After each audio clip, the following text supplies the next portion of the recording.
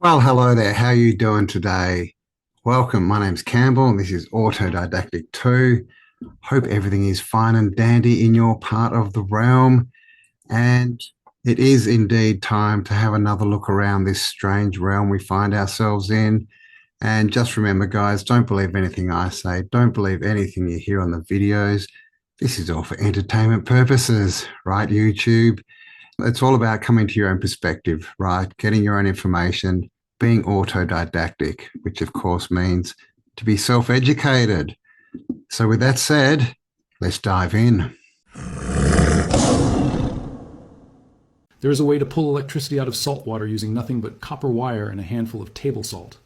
No solar panels, no fuel, no moving parts. Two metals, dissolved salt, and the same chemical reaction that has been sitting in plain sight since 1799. That year, an Italian physicist named Alessandro Volta lined up a row of cups filled with brine, dropped strips of copper and zinc into each one, connected them in series with wire, and pulled a continuous electrical current out of nothing but salt dissolved in water. The entire 19th century ran on that discovery. Telegraphs stretched across continents because of it. Laboratories across Europe lit up because of it. And then something happened. The chemistry got buried under a mountain of branding, marketing, and proprietary technology, and the people who benefited most made sure you never thought to look for it again. Not because it stopped working, because it never stopped working well enough to be dangerous to the right business model. This is the story of saltwater electricity, the method that Volta handed to the world in 1799, that Napoleon was so impressed by he made Volta a count, and that a $160 billion industry has spent the last century and a half making sure you think requires a factory to produce. Let me take you back to the beginning, not 1799. Earlier, the year is 1780. A professor of anatomy at the University of Bologna named Luigi Galvani is running electrical experiments on dissected frog legs in his workshop. He is threading copper wire through the exposed nerves and touching zinc probes to the muscle tissue, and the legs are twitching. Not from an external spark, not from a machine charged with static electricity. The legs are contracting on their own, driven by a current flowing between the two metals. Galvani spends the next decade convinced he has found something living inside animal tissue. He calls it animal electricity. He publishes his results in 1791 and ignites one of the fiercest scientific arguments in the history of electricity. But here is what Galvani missed, and what his rival Volta understood. The current was not coming from the frog. The frog's body fluids, loaded with salts and dissolved ions, were acting as the conductor. The electricity was flowing because two dissimilar metals, copper and zinc, were sitting in a conductive liquid. Strip out the frog entirely. Put those same two metals in a cup of salt water. You get the same result. The animal was just the container. The salt solution was the engine. Volta proved this in 1794 by replacing the frog with cloth soaked in brine and producing the identical electrical effect. No animal, no living tissue. Two metals, salt water, and a wire. That is all. And by 1799, Volta had scaled the concept into something the world had never seen before. He called his original design the Crown of Cups. A circular arrangement of up to 60 small vessels, each one filled with brine, each one holding a strip of copper and a strip of zinc, every cell connected in series to the next. 60 cells of dissolved salt and common metal wired together in sequence. The voltage accumulated across the chain until you had enough electrical potential to do real, measurable work. And in 1800, Volta wrote a letter to Sir Joseph Banks, president of the Royal Society of London, describing his invention. He called it an artificial electric organ. He was making electricity from salt, from cups of dissolved mineral and two metals. Napoleon saw a demonstration in 1801 and was so affected by what he witnessed that he elevated Volta to the status of Count of the Kingdom and handed him a personal pension. An emperor who controlled armies and navies and the fate of millions looked at cups of brine and copper wire and understood immediately that he was seeing something that changed the nature of power, not the political kind, the electrical kind. Now think about what Volta's invention actually was. Table salt, sodium chloride, the same white powder sitting in a shaker on every kitchen counter on Earth, dissolved in water and used as the medium through which electrical current flows between two dissimilar metals. The material cost of Volta's original Crown of Cups design, measured against what you can buy at any grocery store right now, would run you somewhere between $2 and $3. The copper wire is at any hardware store. The zinc comes from galvanized nails, the same ones available in every hardware store for a few dollars per pound. The salt comes in a container that costs less than a cup of coffee. And the chemistry sitting inside that combination is a law of physics that has operated unchanged for over 225 years. You cannot patent sodium chloride. It is one of the most abundant compounds on Earth, extracted from seawater and rock deposits across every continent since before recorded history. You cannot patent copper. You cannot patent zinc. You cannot patent the electrochemical series, which is the scientific ranking of metals by their electrical reactivity that every first-year chemistry student learns and that governs exactly why this reaction works. You cannot build a subscription model around salt. You cannot trademark the principle of oxidation and reduction. Every component of the system is unpatentable, unbranded, and costs almost nothing. And that is precisely why the knowledge of how to use them never made it to your hardware store shelf. Here is how the chemistry actually works, because the science is exactly as elegant as Volta suspected and far better understood now than it was in his workshop. When you dissolve table salt in water, the sodium chloride separates into sodium ions and chloride ions. The water becomes conductive. It can now transport charged particles. Yes, well, if that got out, what would the energy companies do, right? How could they overcharge us for something that is free for all of us? And this is why they never teach us this stuff at school, right? They spend 12 years putting us through an education system, which is actually an indoctrination system. And most of it is to teach us, well, obviously how to be a good tax-paying slave. But apart from that, all these things that they don't want us to know about, they make very hard. Like they put this air of, oh, it's very complex and hard and everything, electricity, ooh, when it's really simple. Right? Volta, where we get volts and voltage from, obviously, that was the first saltwater battery. And that's the foundation of all saltwater batteries, all car batteries, right? Lead acid. They're all running off that principle. And the thing is, we could do it as well. Obviously, with cups of, salt water, they're probably not going to get a lot of voltage out of it. But with that process refined, we could be running our houses for free off that and, probably our cars and everything else. Uranium glass, right? We drink from uranium glass. Well, Mr. Tesla over here was creating uranium glass light bulbs. Check that out. Because when he understood that he could tap into the ether, he understood that he could light up all of his light bulbs using uranium glass and different types of gases so that we didn't have to use this garbage that we use today. Uranium glass bulbs. Once Tesla realized we didn't have to use the technology that we have today, which is horribly inefficient, J.P. Morgan cut off his money. So these are light bulbs right here, which are lit up. That's copper right there. That's a copper coil. Those are light bulbs just lit up using the ether. That's it. Straight up. Just the ether right there. That light bulb right there, that's an incandescent bulb. Copper coil wrapped around, producing a charge, lighting up the bulbs. Also right over here, on this side, you have an electrostatic device. And electrostatic devices aren't talked about too much because they tell you that they don't work. It's interesting because Tesla was lighting up all types of things with electrostatic technology. So it gets real good. There you go. More proof. Tesla, electrostatics, basically just that's ether energy, right? Using the same kind of metals, right? Copper. Copper's a big one. It's in most of these electrical inventions, destroying the ether energy, which is natural in the environment anyway. It just exists, and all we have to do is work out how to tap into it, which we've done. People have done this, as we've seen.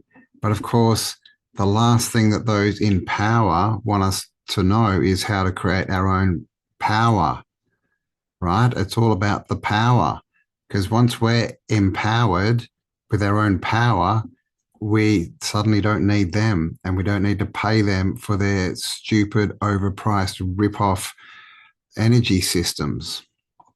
This man is asking the public a very simple question. He says McDonald's sells 6.5 million burgers in a single day, yet he has never seen any massive cow farms, cow rearing centers, or large slaughter facilities where huge numbers of cows are kept and killed to produce all that beef. So I was curious the other day and found this online. McDonald's sells 6.5 million burgers in one single day. That's 195 million burgers a month. Now, I don't know about you, but I don't see cows lined up around every corner waiting to be turned into patties. I mean, seriously, do the math. Even if you stretched one cow into a bunch of burgers, you're still talking millions of cows just to keep up every day. So I started asking myself, where are all these cows coming from? Is there some secret super ranch hidden underground? Are they growing cows in labs, cloning meat behind closed doors? People laugh it off, but think, when was the last time you even saw a cow farm big enough to supply this madness? Where does all the meat come from? I've asked this question before. We've done shows on it in Tartaria, Australia, link below. Yeah, what do you think? I live in Queensland. I'm on the Sunshine Coast, so just above me and then north for a long time is cattle country, and I've driven through it. And there are not many cows out there. It's literally spot the cow. Every now and again, you might see a couple. It's definitely not full of cattle, right? So where is all this meat coming from? What do you think? Leave your comments. Do you think it's synthetic? They're just creating it in factories. Do you think that it's from underground, or there's some, I don't know, other lands we don't know about where all the meat's being created, which it doesn't really make a lot of sense, does it? What's going on? Well, let me just say this, that in a McDonald's burger, there is an allowed percentage of human DNA. So think about that one.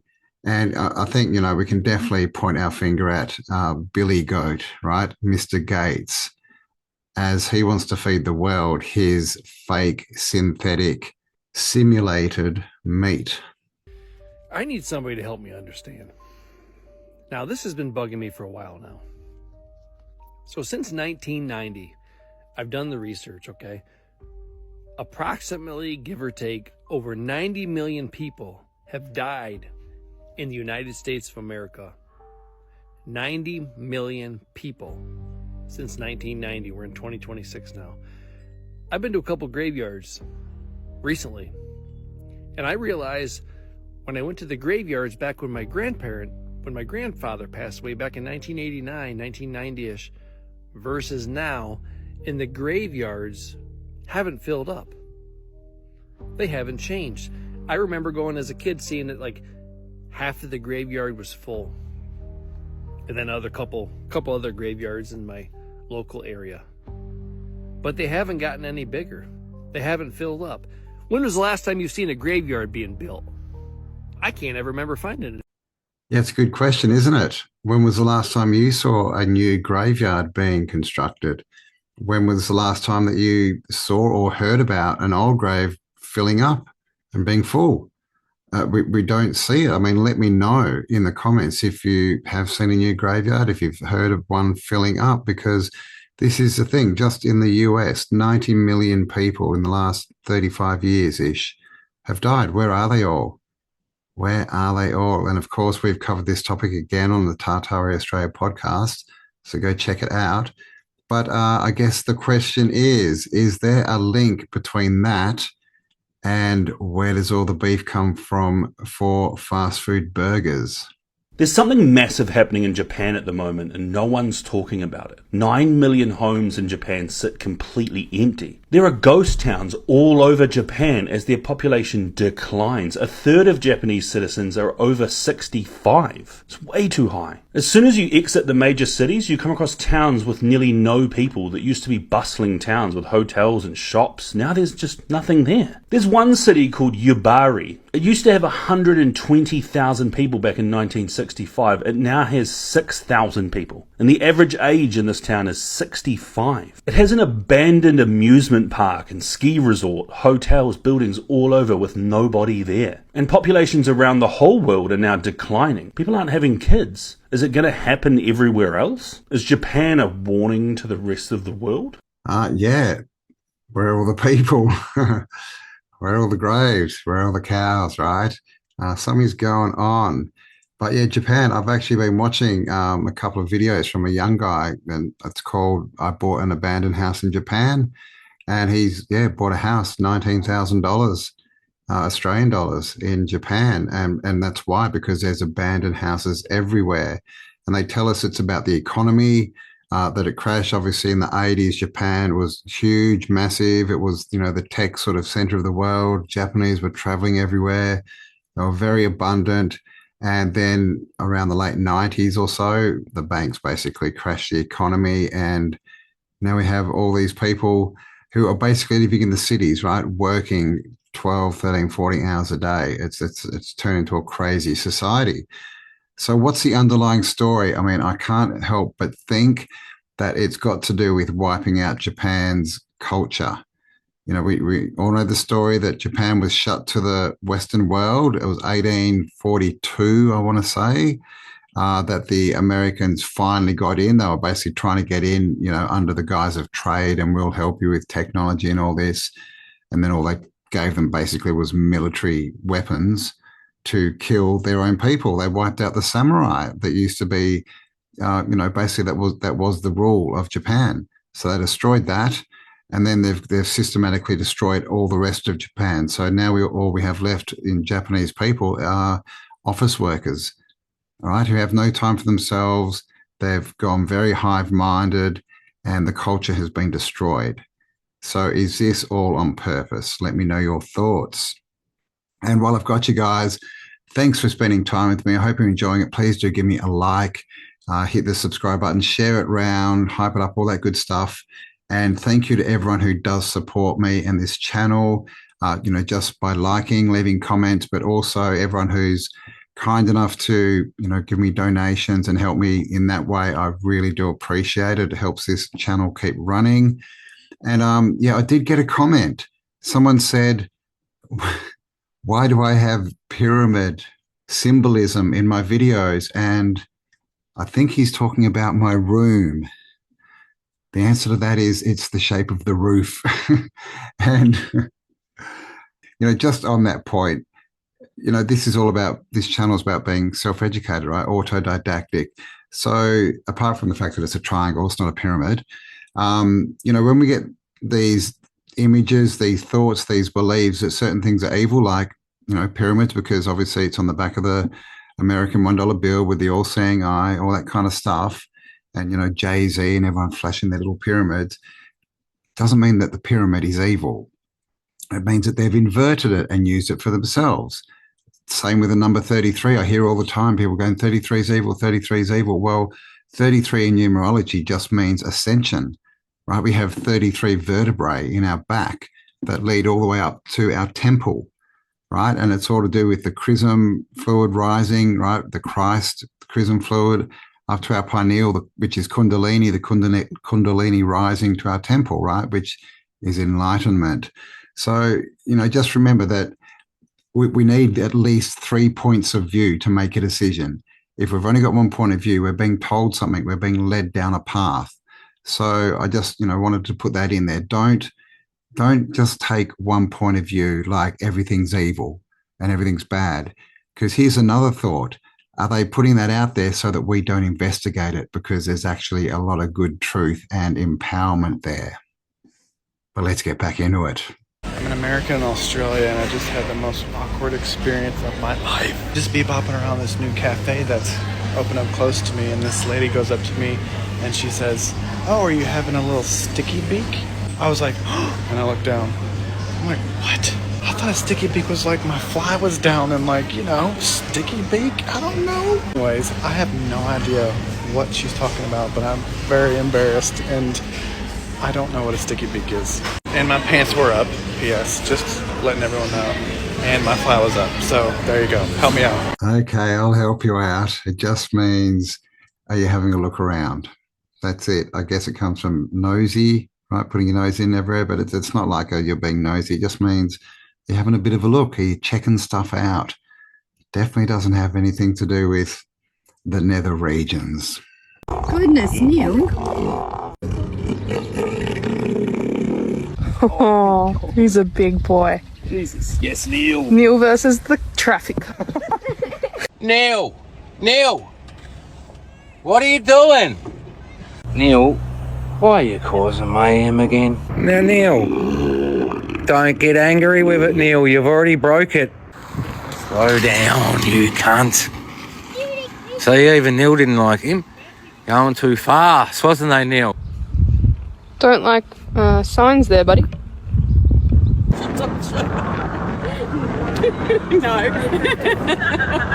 You can't come in. You're too big. We can't keep you. Water, Neil! Instead of hanging out. I don't reckon Neil's going to go back to the ocean. Neil, someone lives here, mate. Neil, someone lives here. See you, my big boy. I will be back. Yes, we will be back. Here we have Neil in his own habitat. You're on the side of the road, buddy. You're meant to be in witness protection. Beautiful stroll around the road. Oh my God, what have we got here? Hey? If you can't come with us, Neil, buddy.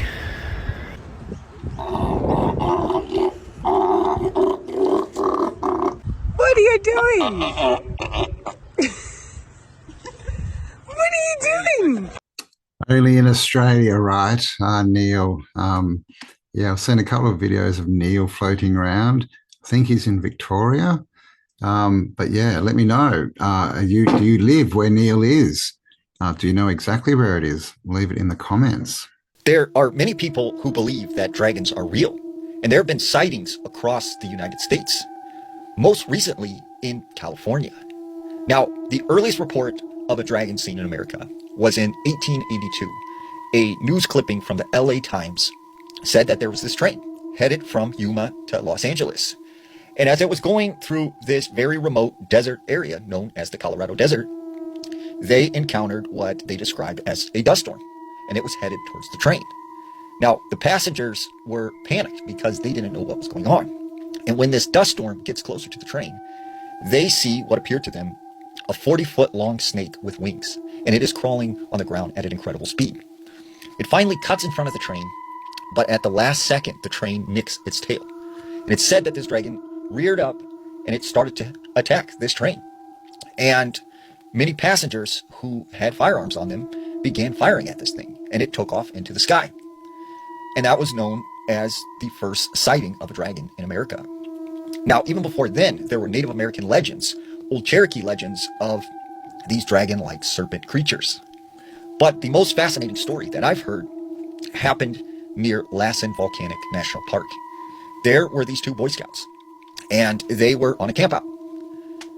During the day, their troop actually discovered some elk that had been mutilated, ripped apart, and they had no clue as to what had done this. Later that night, the two Boy Scouts were asleep in their tent when this very large storm came about. And it was thundering and lightning, the rain was pouring down really heavy, and one of the boys had to use the bathroom. Well, he wakes up the other camper, and he tells him, I need to use the restroom, we need to go to the outhouse. So reluctantly, they went outside of the tent, and they started to make their way towards this outhouse. Well, all of a sudden, they started to hear this very loud, thunderous clap, and it was coming from the sky. But there was no thunder or lightning. What they seen was this very large serpentine creature flying in the air with large bat-like wings and a very elongated, long head. And they said that the power of the wings was literally creating this wind gust that was almost pushing them over. And this thing proceeded to blow fire out of its mouth, and it lit up the entire sky. And lightning started to crash all around it. Immediately, they ran as fast as they can to the outhouse, and they stayed in there until the morning. And the next morning, when they awoke, the troop actually found some very large footprints. So, are there dragons in California? Are there dragons in California? Are you from California? What do you know? Leave us any information in the comments that you've got. But what do you think? Were dragons real? Are dragons still real? Because they're mentioned all throughout history. Unlike dinosaurs, right? They're always winged serpents that we hear about, right? And they're always depicted with wings, you know, and across all societies and cultures, right? And of course, St. George slayed the dragon, and there's many stories like that of people slaying dragons, but not dinosaurs, right? We never hear about dinosaurs. We never hear about massive, you know, reptiles without wings, you know, from any cultures. And of course, you know, they're telling us they're digging up bones today. So the bones would have been there hundreds of years ago, right? 1,000 years ago. So why did they always have this image of them with wings? If they were digging up dinosaur bones, thinking that they're dragons, dinosaurs don't have wings, right?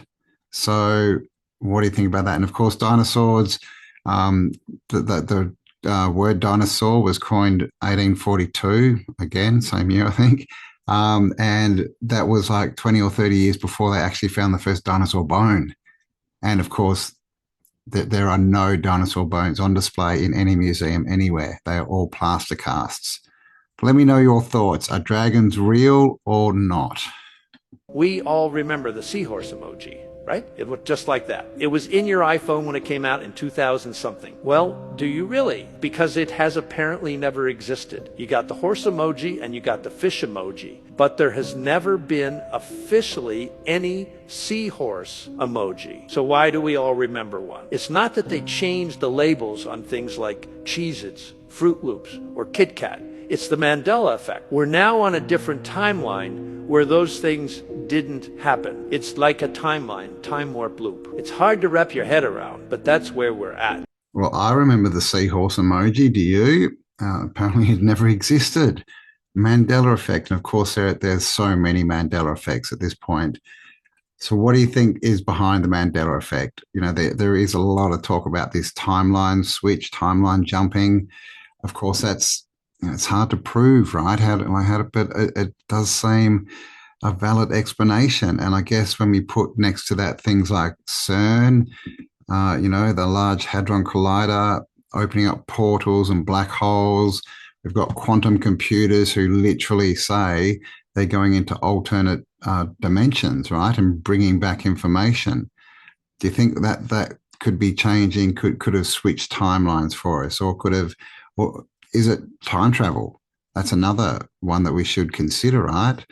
Even though it's a bit out there, but time travel, have they gone back in time and changed just one little thing, and that has, repercussions through the timeline and changes stuff, and so then it changes our present because they've changed our past. What do you think? What do you think the Mandela effect is? Leave me your comments. This young man just exposed the entire plot on live television. Listen up. Is it that Gen Z, because you're all on your phones, you don't get out anyway? Yeah, and who put together the algorithms that got us addicted? I would argue it's the older generation, and they're now failing to take responsibility for what they've done. We're not the ones who designed social media algorithms more addictive than casinos. These two are both looking doubtful. We've got some of the best parks in the world in London. Why can't you use those? Thank God. My depression's cured.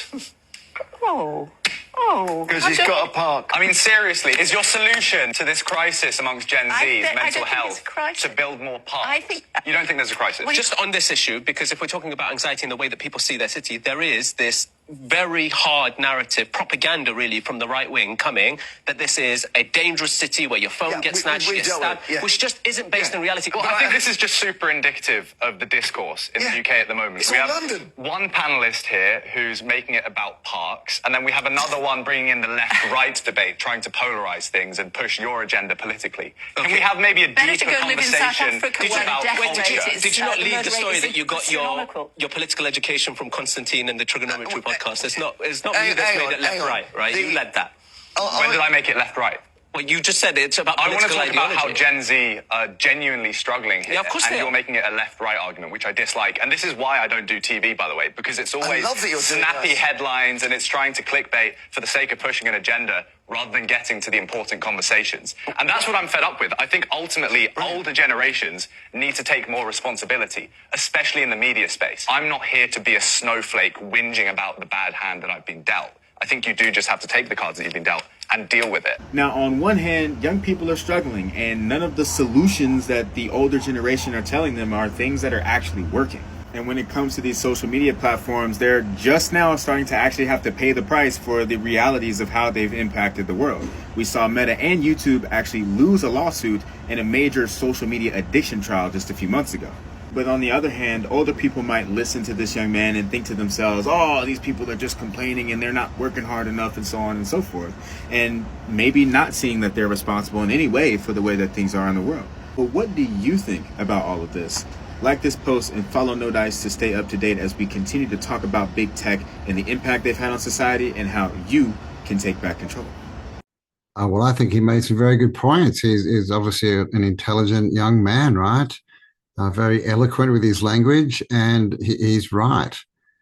His generation, which is our children's generation, if you're my age, they've had all this stuff thrust upon them. They've literally been thrown into the social media from a young age. Now all of work is computer-based, internet-based, There's just so much bad with the whole L closed circuit, right? That the Lights have created. And he's sort of saying the older generation, which is me and people my age. And I agree. Just like we can point to the boomers, right? And say, well, they dropped the ball as well. Look at look at what happened to housing, right? It was back in the 90s when it jumped and all the boomers had all this money, went and bought more houses and basically made it now unaffordable for their children and grandchildren to get a house at all. But I don't think blame's going to help anything. It's not going to change anything. And, it's not like we did this on purpose, any generation. I think the solution is that we need to come together. We need to listen and recognize that there are issues here that we need to fix. And it's we, the men and women of the world, that need to do it. And my perspective is all of this is a plan, right? The whole AI, internet, electric circuit, dependency on the electric circuit, electricity, power, all this, it's all a plan, in my opinion, right? Brought in by the Lights. And what the end plan of that is, well, they're pushing it at the moment, right? It looks like it's AI, data centers, total control, and basically total surveillance system, right? But, it's saying all that, it doesn't make the problem go away. We all need to come together and stop this. Just say, no, we don't agree, and stop giving these people our money so that they can keep using it against us. But let me know your thoughts. On the evening of November 20th, 1931, 44 of the most prominent medical minds in America gathered for a lavish banquet at the estate of Dr. Milbank Johnson in Pasadena, California. The formal invitations elegantly declared the profound theme of the night, the end to all human afflictions. They were raising their crystal glasses to honor one man, a brilliant independent researcher named Dr. Royal Raymond Rife. He had just presented them with a technology so profoundly advanced, it threatened to render the entire emerging synthetic medical industry obsolete overnight. Dr. Rife had spent years developing a massive, impossibly complex optical device he called the Universal Microscope. Composed of nearly 6,000 crafted parts, it was a marvel of optical physics. Unlike standard laboratory scopes that immediately killed biological specimens with toxic chemical stains, Rife's invention utilized a unique system of polarized light to observe microscopic entities while they were still completely alive and active. By watching these living entities, he discovered a universal, undeniable physical law. Every single organic structure has a specific, measurable resonance signature. He called it the mortal oscillatory rate. Rife realized a terrifyingly simple truth. If you isolate an aberrant, mutated cell and blast it with its exact matching acoustic and electromagnetic frequency, the biological structure cannot handle the immense energetic resonance. It physically shatters. It unravels into harmless microscopic debris, exactly like a delicate crystal wine glass, exploding when an opera singer hits the perfect high note. Meanwhile, all the healthy human cells immediately adjacent to it remain entirely untouched, unharmed, and perfectly intact. He was bypassing the need for invasive synthetic interventions entirely. But Rife was not actually inventing something new. He was unknowingly reverse engineering the lost cymatic science of the old world. In our previous files, we exposed how the massive, perfectly vaulted architecture of Tartarian buildings, later rebranded as insane asylums, were originally designed as giant acoustic resonators. They captured natural vibrations from the Earth's magnetic grid to restore the human cellular framework. Rife had essentially miniaturized the grand cymatic healing centers of the old realm into a focused, targeted, energetic beam. The financial elites, who were meticulously building a multi-billion-dollar synthetic medical empire, could not allow this to happen. A global economic system based on lifelong biological management and perpetual treatment simply cannot survive if a basic acoustic frequency can resolve a severe cellular anomaly in a matter of seconds. Furthermore, the ruling class had already forced the global tuning standard to 440 Hz, a discordant frequency deliberately designed to keep the human nervous system in a constant state of subtle, low-grade agitation, They couldn't let Rife bring harmonic restoration back to the masses.